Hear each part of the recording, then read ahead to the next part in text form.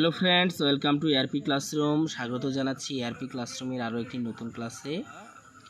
টেন্সের দ্বিতীয় যে টপিক সেটা হলো পাস্ট টেন্স। পাস্ট টেন্সের প্রথম যে দুটি প্রকারভেদ, পাস্ট ইনডিফিনিট টেন্স এবং পাস্ট কন্টিনিউয়াস টেন্স, এই দুটি টেন্স নিয়ে আলোচনা করব। আজকে আমাদের আলোচনার বিষয় হলো পাস্ট ইনডিফিনিট টেন্স এবং পাস্ট কন্টিনিউয়াস টেন্স। প্রথমে আমরা জানব পাস্ট ইনডিফিনিট টেন্সের সংজ্ঞা। অতীতকালে সাধারণভাবে কোনো কাজ সম্পন্ন হলে বা অতীতের অভ্যাস বোঝালে তাকে পাস্ট ইনডিফিনিট টেন্স বলে।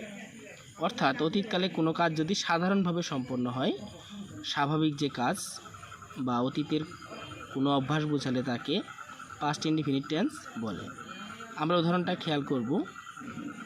আই রট এ লেটার, আমি একটি চিঠি লিখেছিলাম। অর্থাৎ কাজটি অতীতকালে সম্পন্ন হয়েছিল, সাধারণভাবে সম্পন্ন হয়েছিল। এখানে কাজটি কিন্তু চলমান নয়, স্বাভাবিক একটা কাজ, কাজটা করেছিলাম।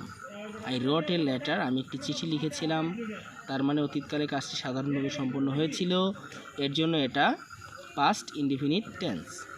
আবার হি প্লেড ফুটবল, সে ফুটবল খেলেছিল, এটাও past indefinite tense. Past indefinite টেন্সের স্ট্রাকচার সম্পর্কে জানব। পাস্ট ইনডিফিনিট টেন্সের স্বাভাবিক যে স্ট্রাকচার সেটা হলো সাবজেক্ট, তারপর ভার্বের পাস্ট ফর্ম, তারপরে এক্সটেনশন। প্রথমে সাবজেক্ট, তারপর ভার্বের পাস্ট ফর্ম, তারপর এক্সটেনশন। এখানে আমরা যখন প্রেজেন্ট ইনডিফিনিট টেন্স পড়েছিলাম তখন দেখেছি যে প্রেজেন্ট ইনডিফিনিট টেন্সে কোনো বি ভার্ব থাকে না। প্রেজেন্ট ইনডিফিনিট টেন্সের মতো পাস্ট ইনডিফিনিট টেন্সেও কোনো বি ভার্ব থাকে না।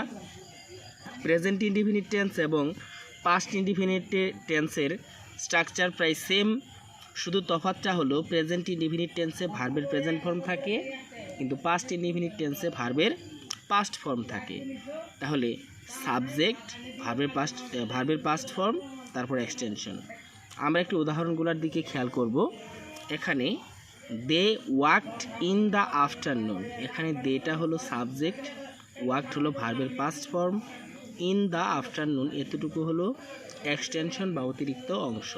তাহলে প্রথমে সাবজেক্ট, ভার্বের পাস্ট ফর্ম, এক্সটেনশন। পরবর্তী উদাহরণটা হলো করিম রিড এ বুক, এখানে করিমটা হলো সাবজেক্ট, রিডটা হলো ভার্বের পাস্ট ফর্ম, আর এ বুকটা হলো এক্সটেনশন।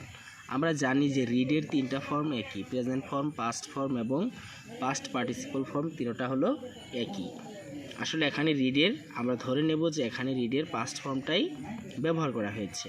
আমরা পাস্ট ইনডিফিনিট টেন্সের দ্বিতীয় যে স্ট্রাকচার সেটা হলো প্রথমে সাবজেক্ট থাকবে, তারপরে ডিড নট, তারপর ভার্ব, তারপরে এক্সটেনশন।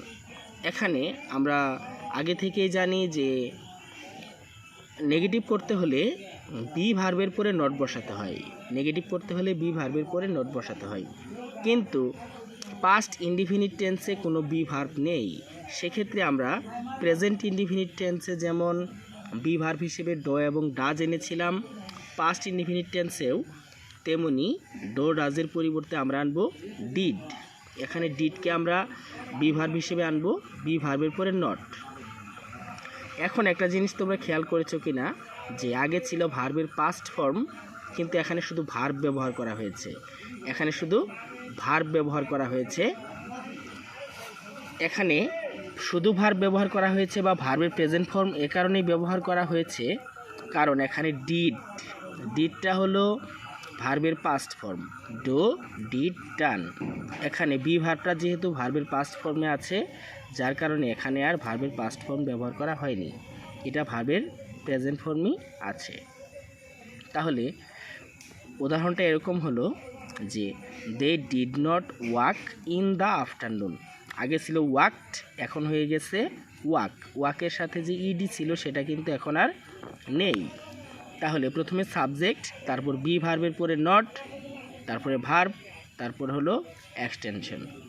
এখানে ডিড আসার কারণে ভার্বের পাস্ট ফর্ম ছিল সেটা আর ব্যবহার করা হয়নি। তারপর পরবর্তী উদাহরণ করিম did not read a book, এখানে প্রথমে সাবজেক্ট, তারপর বি ভার্বের পরে নট, ভার্বের প্রেজেন্ট ফর্ম, এটা এখানে রিডটা কিন্তু ভার্বের পাস্ট ফর্ম নয়, এটা হলো ভার্বের প্রেজেন্ট ফর্ম। রিড এ বুক। তাহলে বি ভার্বের পরে নট বসিয়ে দিলে সেটা নেগেটিভ। ইন্টারোগেটিভ করার জন্য যেটা স্ট্রাকচার সেটা হলো বি ভার্বকে সাবজেক্টের আগে আনতে হবে। বি ভার্বকে সাবজেক্টের আগে আনতে হবে। এখানে বি ভার্বটা হলো ডিড। ডিডকে সাবজেক্টের আগে নিয়ে আসলেই ইন্টারোগেটিভ হয়ে যাবে।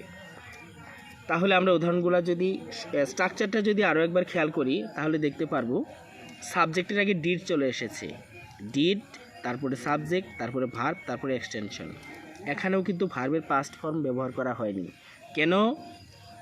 এই যে ডিড দেওয়া আছে, ডিডের মধ্যেই ভার্বের পাস্ট ফর্মটা লুকিয়ে আছে, যার কারণে এখানে আর ভার্বের পাস্ট ফর্ম ব্যবহার করা হয়নি। তাহলে উদাহরণগুলো যদি খেয়াল করি, did they walk in the afternoon. এখানে আগে ছিল they walked in the afternoon, এখন হয়ে গিয়েছে did they walk in the afternoon.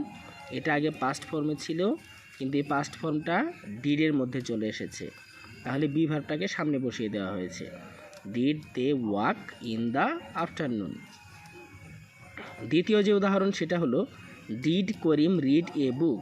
অর্থাৎ বি ভার্বকে সাবজেক্টের সামনে বসিয়ে দিলেই সেটা ইন্টারোগেটিভ হয়ে যাবে, এবং সাবজেক্টের পরে বা বি ভার্বের পরে নট বসিয়ে দিলেই সেটা আমাদের সর্বশেষ যেটা স্ট্রাকচার সেটা হলো নেগেটিভ ইন্টারোগেটিভ। নেগেটিভ ইন্টারোগেটিভ করতে হলে সাবজেক্টের আগে বি ভার্ব, সাবজেক্টের পরে নট। তাহলে এখানে আমরা জানি যে বি ভার্ব না থাকার কারণে ডিডকে বি ভার্ব হিসেবে আনা হয়েছে, সাবজেক্টের আগে বি ভার্ব, সাবজেক্টের পরে নট। তারপরে ভার্ব, এখানে ভার্বের পাস্ট ফর্ম ব্যবহার করা হয়নি, কারণ আমরা আগেই জেনেছি যে ডিড আসার কারণে ভার্বের প্রেজেন্ট ফর্ম ব্যবহার করা হয়েছে। তাহলে উদাহরণটা হলো did they not walk in the afternoon.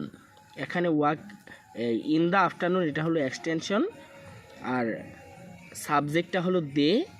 সাবজেক্টের আগে বি ভার্ব বসানো হয়েছে, সাবজেক্টের পরে নট বসানো হয়েছে।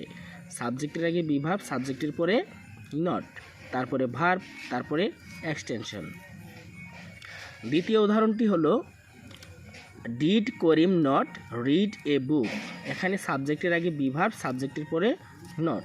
তাহলে আমরা যদি চারটি স্ট্রাকচার নিয়ে আলোচনা করি, প্রথমটা হলো স্বাভাবিক স্ট্রাকচার।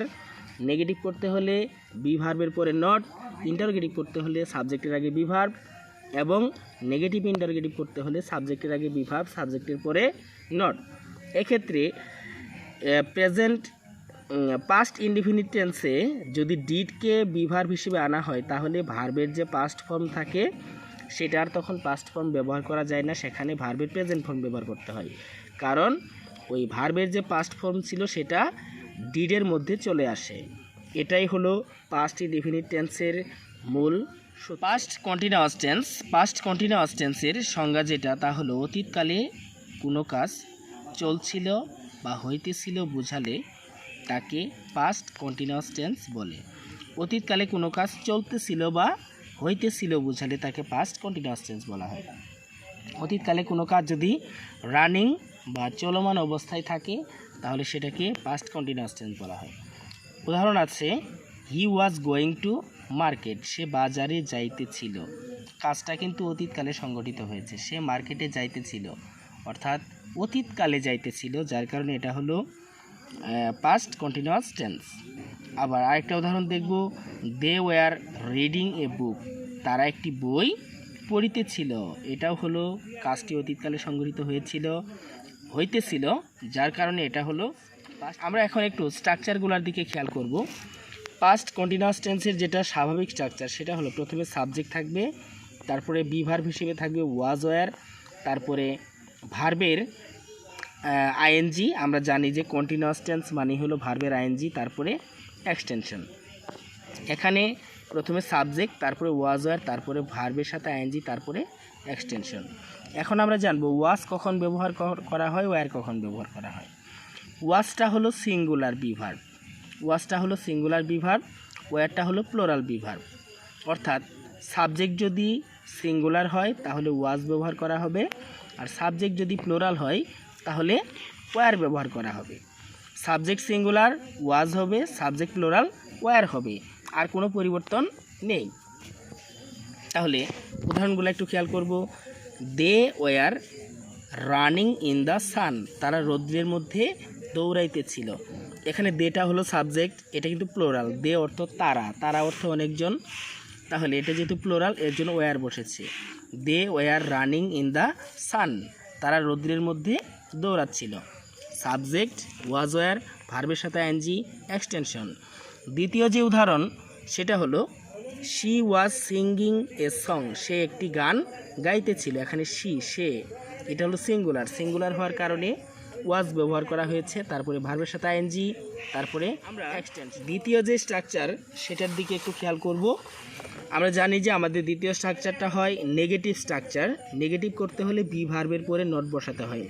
এখানে বি ভার্ব হলো ওয়াজ ওয়ার, তাই এখানে আমাদের কোন বি ভার্ব আনতে হবে সেটা নিয়ে আর টেনশন নেই। এখানে আমরা ওয়াজ ওয়ারের পরে শুধু নট বসিয়ে দিব, তাই হয়ে যাবে। তাহলে সাবজেক্ট ওয়াজ ওয়ার, বি ভার্বের পরে not, subject was were not, ভার্বের আইএনজি এক্সটেনশন। স্ট্রাকচার আগেরটাই, শুধু বি ভার্বের পরে নট। তাহলে উদাহরণটা একটু খেয়াল করব। They were not running in the sun, আগের উদাহরণটা সেম আছে, শুধু ওয়ারের পরে নট বসেছে। ঠিক তেমনি এখানেও she was not singing a song, এখানে বি ভার্বের পরে অর্থাৎ ওয়াজের পরে শুধু নট বসেছে। তাহলে বি ভার্বের পরে নট বসিয়ে দিলে সেটা নেগেটিভ। তারপর এখন আমরা করব ইন্টারোগেটিভ স্ট্রাকচার। ইন্টারোগেটিভ করতে হলে বি ভার্বটাকে সাবজেক্টের সামনে আনতে হয়। আগে ছিল সাবজেক্ট ওয়াজ ওয়ার, ভার্বের সাথে আইএনজি এক্সটেনশন, কিন্তু এখন ওয়াজ ওয়ারটা আগে চলে এসেছে। অর্থাৎ ওয়াজ ওয়ার, সাবজেক্ট, ভার্বের সাথে আইএনজি, তারপর হলো এক্সটেনশন এবং শেষে অবশ্যই প্রশ্নবোধক চিহ্ন দিতে হবে, কারণ এটা interrogative.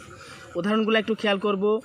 War they running in the sun, were they running in the sun, ওয়ারটা দের পড়েছিল, আগে চলে এসেছে। আবার এখানে was she singing a song, আগে ছিল she was singing a song, ওয়াজটা বি ভার্বটা আগে চলে এসেছে। অর্থাৎ বি ভার্বকে সাবজেক্টের আগে বসিয়ে দিলে সেটা ইন্টারোগেটিভ হয়ে যায়। আমাদের সর্বশেষ যে স্ট্রাকচার সেটা হলো negative interrogative structure. Negative interrogative করতে হলে সাবজেক্টের আগে বি ভার্ব এবং সাবজেক্টের পরে নট বসাতে হয়। তাহলে ওয়াজ ওয়ার যেহেতু বি ভার্ব, এটাকে সামনে নিয়ে এসেছি, তারপর সাবজেক্ট, তারপরে নট, ভার্বের সাথে আইএনজি এক্সটেনশন। এখানে তাহলে আমরা উদাহরণগুলো খেয়াল করব। ওয়ারটা আগে চলে এসেছে, were they not running in the sun, were they not running in the sun, সাবজেক্টের আগে বি ভার্ব এবং সাবজেক্টের পরে নট বসেছে। অন্যান্য স্ট্রাকচার কিন্তু অপরিবর্তিত আছে। আবার দ্বিতীয় উদাহরণটা হলো was she not singing a song, এখানে বি ভার্বটা আগে চলে এসেছে এবং সাবজেক্টের পরে নট হয়েছে। এখানেও সেম সিস্টেম, সেটা হলো নেগেটিভ করতে হলে বি ভার্বের পরে নট, ইন্টারোগেটিভ করতে হলে সাবজেক্টের আগে বি ভার্ব এবং নেগেটিভ ইন্টারোগেটিভ করতে হলে সাবজেক্টের আগে বি ভার্ব, সাবজেক্টের পরে নট। এখানে আমরা পেলাম যে পাস্ট কন্টিনিউয়াস টেন্সে বি ভার্ব হিসেবে ওয়াজ ওয়ার ব্যবহার করা হয়েছে এবং ভার্বের সাথে আইএনজি যোগ করা হয়েছে। এটাই ছিল পাস্ট কন্টিনিউয়াস টেন্স সম্পর্কে এবং পাস্ট ইনডিফিনিট টেন্স সম্পর্কে আজকের ক্লাস। বন্ধুরা আজকের ক্লাসটি যদি তোমাদের ভালো লেগে থাকে তাহলে অবশ্যই লাইক, কমেন্ট, শেয়ার এবং সাবস্ক্রাইব করতে ভুলবে না। আর হ্যাঁ, তোমরা যেই সমস্ত বিষয়ে ভিডিও চাও তা অবশ্যই আমাদের কমেন্টস বক্সে জানিয়ে দাও। আমরা তোমাদের পছন্দ মতো বিষয়ে ভিডিও তৈরির চেষ্টা করব ইনশাল্লাহ। আজকের মতো এ পর্যন্তই। ভালো থেকো সবাই, আবার দেখা হবে নতুন কোনো ক্লাস নিয়ে। ততক্ষণ পর্যন্ত ভালো থেকো সবাই, খোদা হাফেজ।